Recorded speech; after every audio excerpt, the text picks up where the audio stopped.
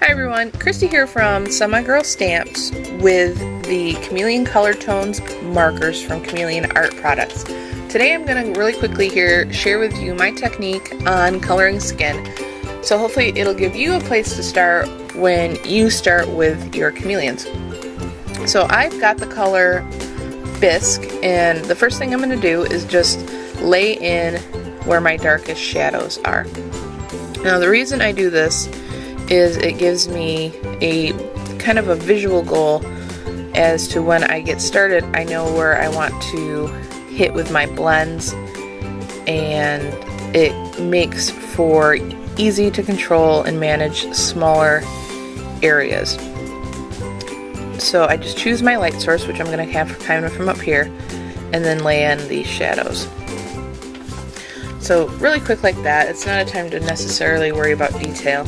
And then I'm just going to couple my marker with the colorless toner medium chamber at the top of the marker for about 3 to 5 seconds since I have smaller areas. And then I'm going to start at the highlight sections and blend down to my shadows. As simple as that. And then I'll keep going on each area, starting in the highlight areas and working toward my shadows.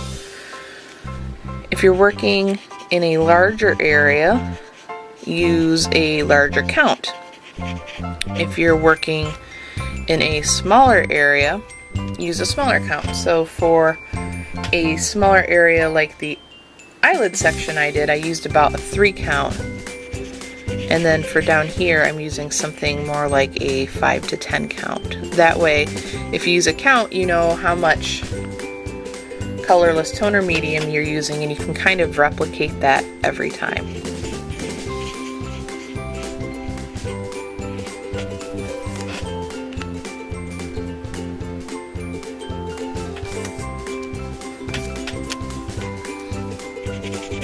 Now, the other great thing about these is since the way they blend, they keep the paper nice and saturated, which makes when you come back in and do all of these sections, they blend really nicely together.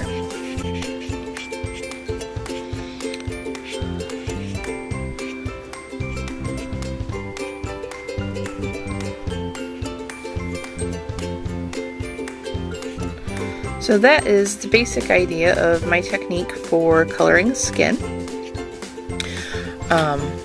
I hope you find it really useful when you get started with your chameleons. You can always come back and add in other colors for shadows as well as for cheeks and lips at any time.